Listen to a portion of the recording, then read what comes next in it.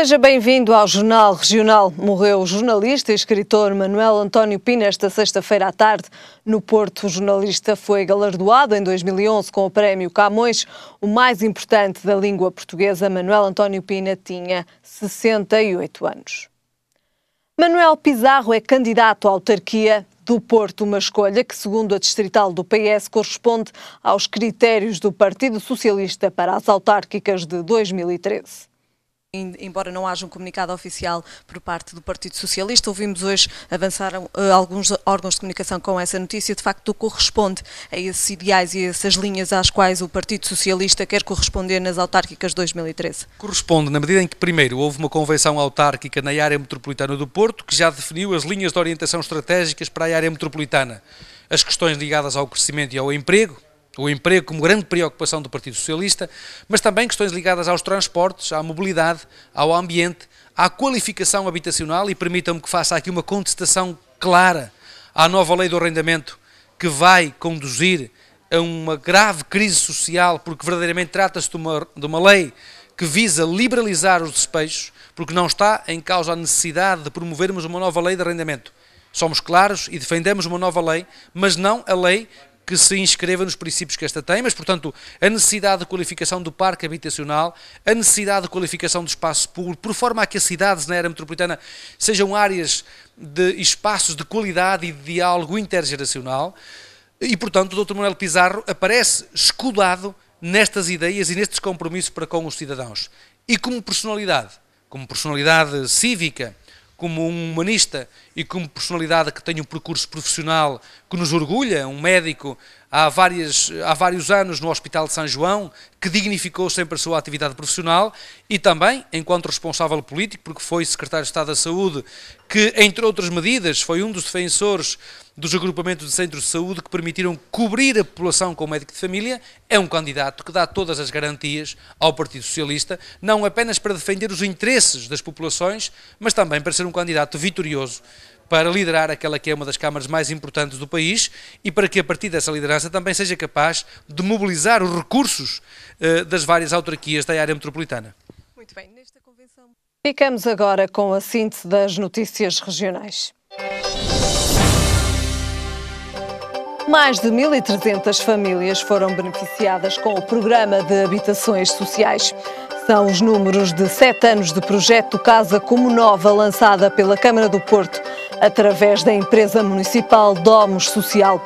O programa de automanutenção é exclusivamente dirigido aos inquilinos municipais e tem como principal objetivo ajudar os moradores a zelarem pelo interior das suas habitações. No projeto, cada família tem acesso à aquisição de materiais como tintas e pavimentos com desconto de 70% em relação ao preço de mercado.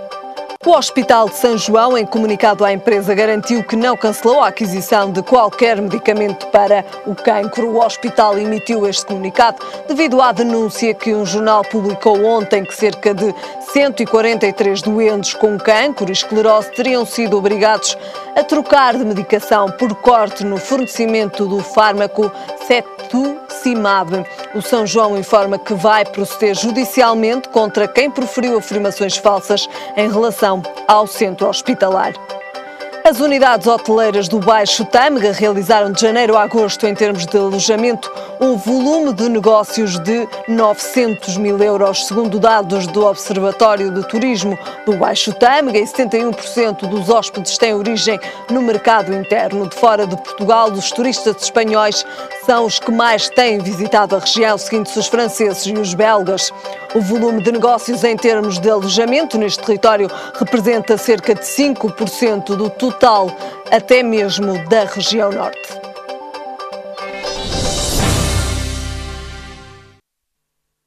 Uma comitiva de empresários e políticos chineses vai chegar esta semana à Gaia para analisar um conjunto de projetos, nomeadamente alguns hotéis. A notícia foi avançada pelo próprio presidente de Gaia durante a sua visita às obras da Via Panorâmica, onde também revelou que as crianças de Gaia irão ter livros gratuitos até ao 6º ano. A obra da via circular do Centro Histórico de Gaia está em franco desenvolvimento e a sua conclusão vai permitir criar maior acessibilidade entre as diversas zonas da cidade e mereceu uma visita do autarca gaiense, que revelou que a grande maioria das obras em Gaia estão em avançado estado e que para o centro histórico já foi disponibilizada a verba que faltava para que a obra pudesse ser concluída. Em relação ao centro histórico, também há algumas novidades adicionais. Foi desbloqueado esta semana o financiamento CREN para a conclusão do Centro Cultural de Gaia, que estava parado aquele edifício atrás do Cais de Gaia, que é um edifício municipal que foi dado em concessão pública. A sua conclusão dependia desse financiamento CREN, que, como disse, está desbloqueado. E é precisamente o Centro Histórico, entre outros, que também está no centro de interesse de uma comitiva chinesa que vai chegar a Gaia para ver um conjunto de projetos e apostar na cidade gaiense. Que vem a interessar-se por um conjunto de projetos, depois na altura convidaremos os jornalistas para os observar, quais são os projetos que lhes vamos apresentar, mas dois deles são no centro histórico. É a possibilidade de pegarem no projeto do Hotel CS atrás do Cais de Gaia, atrás do Centro Cultural e também aqui, exatamente nesta via, de um conjunto de projetos de hotéis que estão aprovados, precisam agora de investidores privados que tenham interesses nele. Mas as novidades não se ficam por aqui e, apesar da crise que o país atravessa, em Gaia pretende-se reduzir a taxa municipal de urbanização até custo zero no centro histórico e em freguesias do interior. Está também em curso um projeto para criar emprego para os licenciados e também facilitar o acesso ao ensino para os mais novos. Ao abrigo do programa Impulso Jovem, a ver quantos lugares, quantos empregos para jovens licenciados poderemos acordar com o Governo, financiados pelo Governo e pela Câmara. Eu estimo que possamos chegar aos 150 já até ao final do ano. E estou em condições de também vos anunciar que os livros escolares que são em Gaia social-democraticamente gratuitos nos primeiros 4 anos de escolaridade, em 2013 será esta gratuitidade estendida até ao 6º ano. Um investimento do município gaiense em obras, mas também em educação e formação, porque a crise é um obstáculo a ultrapassar. O município de Gaia recebeu a visita da autarca de Setúbal. O ambiente e a gestão dos espaços verdes foram um mote para um passeio pelo concelho. Setúbal Fora de Portas é o nome do programa que levou a Presidente da Câmara de Setúbal a visitar Vila Nova de Gaia. O município do Sul quer aprender e, sobretudo, conhecer o que considera como bons exemplos na gestão do ambiente. Nós temos um projeto que se chama Setúbal Fora de Portas. E nesse âmbito vamos, do ponto de vista temático, aprender com os nossos colegas autarcas, não é? Com este poder local fantástico que tem mudado este país desde o 25 de Abril, este poder local que é tão atacado. Vimos aprender com eles de uma forma muito humilde o que é que eles têm feito nas várias áreas que nos interessam. E a Ponte Lima, onde estivemos ontem, e hoje aqui em Gaia, viemos saber como é que eles fazem em relação aos espaços verdes, em relação à forma de gerir, à forma de tratar, à educação ambiental, como é que isto tudo acontece. Luís Filipe Menezes recebeu a autarca e a vereadora do Ambiente e Nuno Oliveira deram a conhecer as obras do concelho, como o Parque da Lavandeira, o Parque Biológico e a zona do antigo canil de Vila Nova de Gaia. No fim da visita, a autarca fez a sua avaliação. De 0 a 20 eu dava mesmo 21, se pudesse, não é? Porque vou daqui maravilhada. Está aqui um trabalho sem ser despesista, não é? Agora que se fala tanto nisso, não é? E que estamos de facto em tempos de crise, como é que esta Câmara deu a volta a sítios fantásticos que podiam estar abandonados e cheios de ervas e de coisas maltratadas, não é? E que não eram aproveitadas por ninguém. Como é que isto se transformou de facto em parques que são hoje usufruídos por toda a população e de que se tira partido e com certeza que as crianças que hoje aqui estão a ser criadas, estão a ser formadas, vão ser com certeza diferentes daquelas que não têm estas condições. O município já tem cerca de 370 milhões de euros investidos em projetos ligados ao ambiente. Um investimento que se traduz num outro número interessante: 7 metros quadrados de espaços verdes por habitante. Ficamos agora com o comentário do Jornal Regional, como já é habitual, e hoje, sexta-feira, tenho comigo Cancela Moura. Cancela, obrigado pela sua presença, muito boa tarde. Abrimos este jornal precisamente com a candidatura de Manuel Pizarro. Ainda não é oficial por parte do PS, mas já foi avançada a notícia e já vimos também o líder da distrital do PS Porto a comentar que de facto apoiam e corresponde às expectativas. Vamos assistir a uma campanha agressiva pela autarquia do Porto? Ainda é cedo para eventualmente examinar de forma um bocadinho objetiva essa situação, mas eu julgo que o Partido Socialista não começou bem, porque Manuel Pizarro manifestou esta intenção há cerca de um ano e até a forma como aparece a candidatura, aliás a notícia hoje vem no sentido de dizer que Manuel Pizarro usou de muito jogo de cintura para contornar os obstáculos internos relativamente à sua candidatura, deixar transparecer para o exterior que Manuel Pizarro acaba por ser o candidato, mas havia situações alternativas. Ponderou-se Francisco Assis, que perdeu em 2005, ponderou-se inclusivamente Fernando Gomes, que tinha perdido em 2001 com o Rui Rio.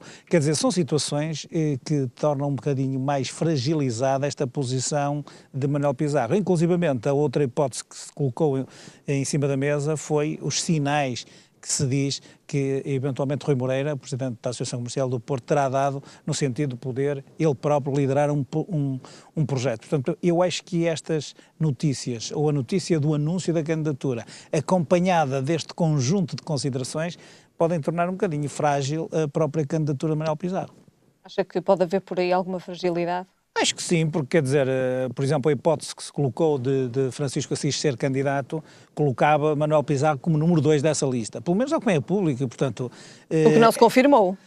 Acabou por não se confirmar, mas o que eu digo é que, pondo todas estas alternativas em cima da mesa, julgo que estão a fragilizar uma primeira escolha, que eventualmente se pretenderia forte.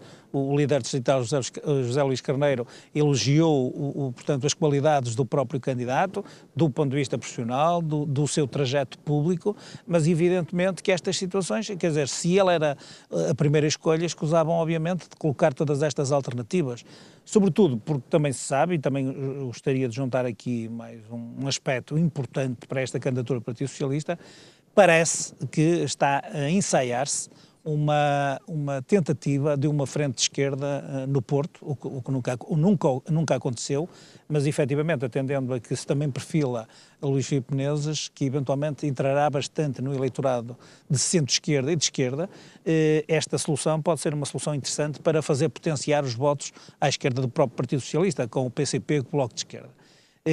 Inclusivamente, também já é público, porque eu disse numa entrevista, o próprio João Semedo do Bloco de Esquerda veio afirmar que estariam dispostos a entrar neste projeto, nesta possibilidade, mas desde que fosse para ganhar eleições. E este ganhar eleições é entendido como uma farpa, uma indireta ao PCP, no sentido de saber se o PCP estará ou não estará disponível a fazer parte de uma candidatura conjunta desta frente de esquerda que eventualmente poderia reunir o PS, o Bloco de Esquerda e o PCP.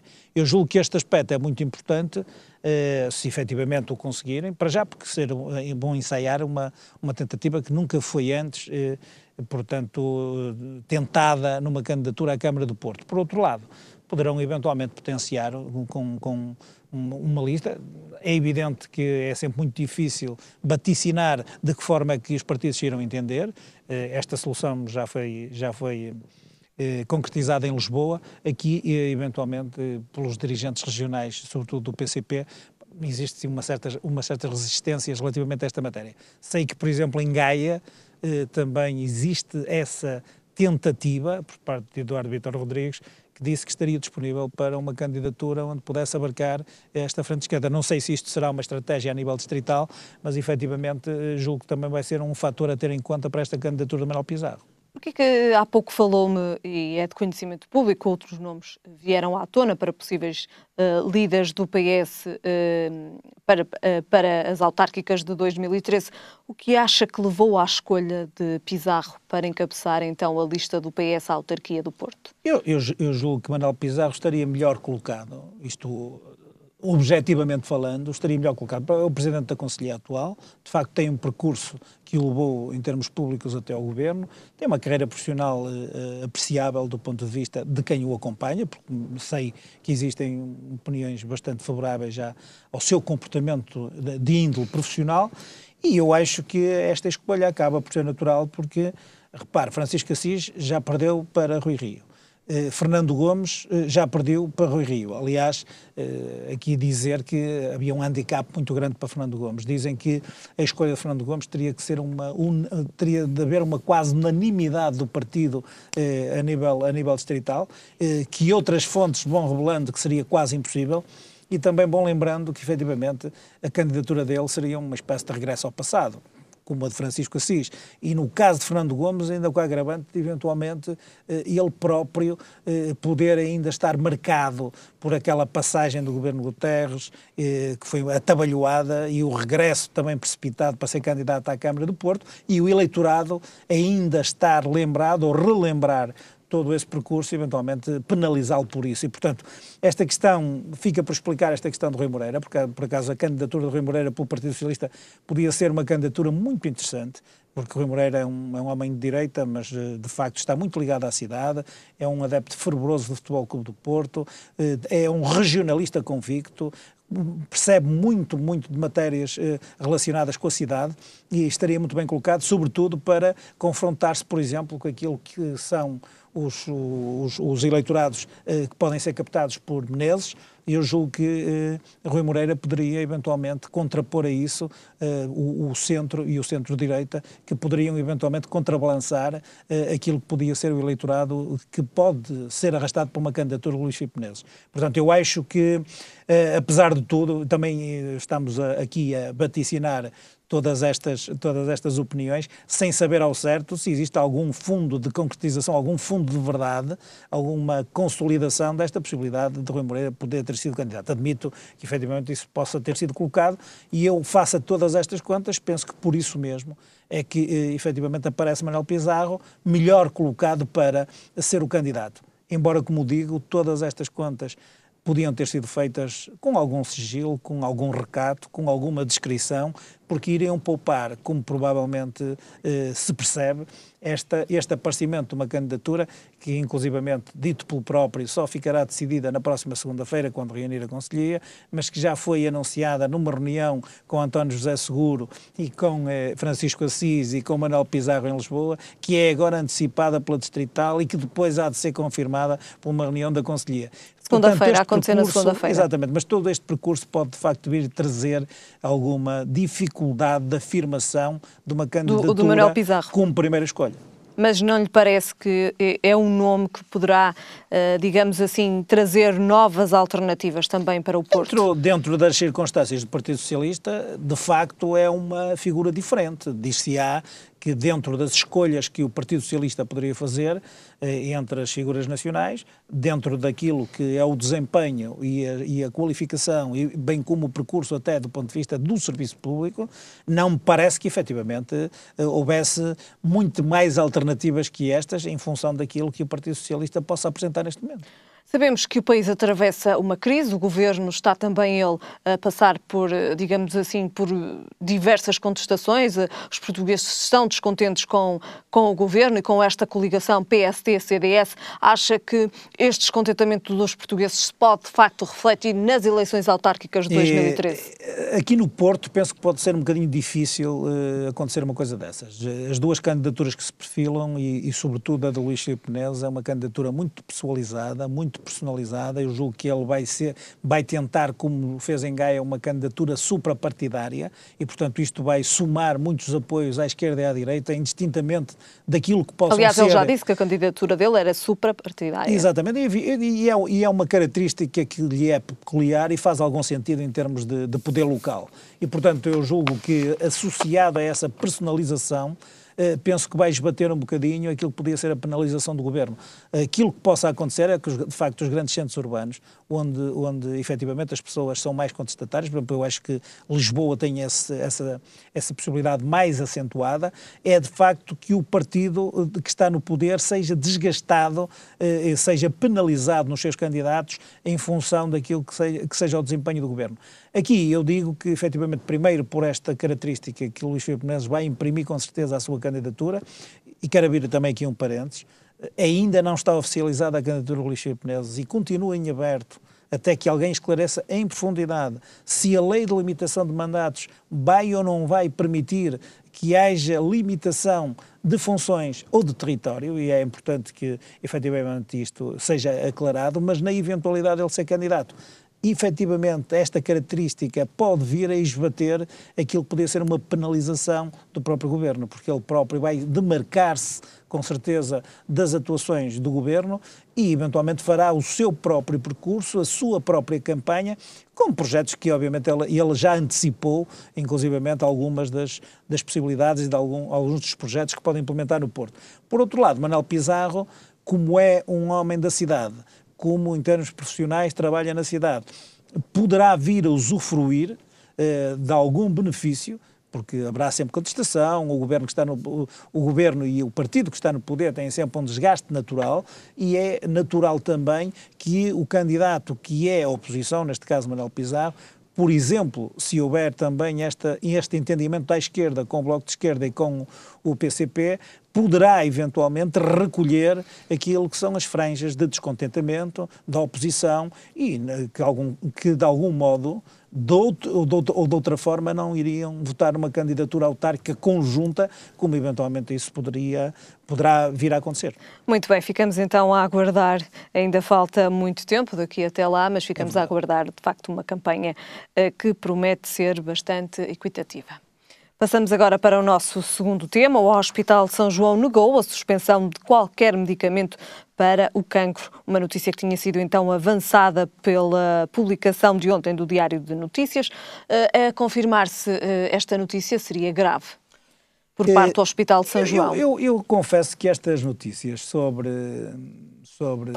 medicamentos ou tratamentos ou suspensão de comparticipações, já não é a primeira vez, são preocupantes, sobretudo porque não se sabe, por exemplo, neste caso, por muito que se procure alguma origem, nem se compreende muito bem como é que o Diário de Notícias diz que... Dá esta notícia? Uma notícia com dados objetivos. 143 doentes suspenderam ou foram obrigados a trocar a medicação porque deixou de haver uma possibilidade de ministrar ou administrar este medicamento e, efetivamente, ninguém compreende muito bem se isto tem a ver com razões económicas, se isto tem algum fundo de verdade. Nós vamos acreditar naquilo que diz a administração do hospital, sobretudo porque a administração veio dizer uma coisa que é importante, que provavelmente para acabar com todas as suspeitas, é que dizem que não aconteceu isto porque não há, segundo eles, qualquer tipo de alternativa terapêutica. Ora, se não há alternativa terapêutica, se há este medicamento, não faria sentido nenhum que efetivamente se suspendesse. Eu não sei se isto tem a ver, por exemplo, há semanas atrás, nós tivemos um parecer da Comissão de Ética das Ciências da Vida, que veio também pôr em causa a possibilidade de administrarem medicamentos em fase terminal, caso eles não estivessem ou não tivessem a dar resultados e eventualmente esses medicamentos pudessem ser retirados da lista de comparticipação. E criou uma grande confusão. Parece que aquilo que se pretendia, efetivamente, e provavelmente Sim. A comunicação terá sido mal passada, era que efetivamente alguns daqueles medicamentos que seriam ou não inovadores, deveriam ou não estar incluídos na lista de comparticipações, que é uma coisa diferente de serem administrados ou não. E não faz nenhum sentido, por exemplo, por razões económicas, que se comece com a racionalização, por assim dizer, da administração de medicamentos que são absolutamente fundamentais em pessoas com doenças terminais. Teria esta notícia também, digamos, a ver com o facto da crise do setor farmacêutico? É que já sabemos que foi reposta esta dívida da ARS Norte que tinha para com as farmácias. Eu acredito que... Mas terá a ver alguma coisa, uma coisa com a outra, ou isto serão duas questões completamente separadas? Não, eu estou a falar na convicção de que nem quero sequer acreditar que tenha a ver com esse tipo de situações, porque isto não é uma dívida de mercearia que efetivamente se possa suspender de um dia para o outro e, portanto, haverá que haver uma intervenção e responsabilidade de quem efetivamente pudesse cometer um erro dessa natureza, e isto seria um erro e um crime relativamente a esta situação. Não quero acreditar que assim seja, e depois acho que esta situação, da forma como veio a administração colocá-la, penso que de facto não tem nada a ver com dívidas, não tem nada a ver com... Quer dizer, aliás, isto até fico atónito como é que isto acaba por ser uma notícia, como disse, com elementos tão objetivos, quando efetivamente... Tão específicos tão também. Específicos. A relação disso com esta contenda com a Administração Regional de Saúde não me parece que efetivamente tenha absolutamente nada a ver com a administração dos fármacos. Isto é, pelo menos, a opinião convicta da leitura que faço, quer das declarações, quer da notícia que efetivamente veio ao público hoje. Muito bem, Cancela Moura, damos por terminado este nosso comentário de hoje. Voltamos a ver-nos para a próxima semana, na terça-feira, como é habitual todas as terças e sextas-feiras. Obrigado. Boa tarde. Quanto a nós, ficamos agora com o estado do tempo para amanhã. E em todo o país é esperado céu pouco nublado. Quanto a temperaturas, 18 graus de máxima no Porto e 8 de mínima. E em Lisboa a máxima será de 19 graus e 9 de mínima. E em Faro a máxima é de 20 graus e a mínima de 11.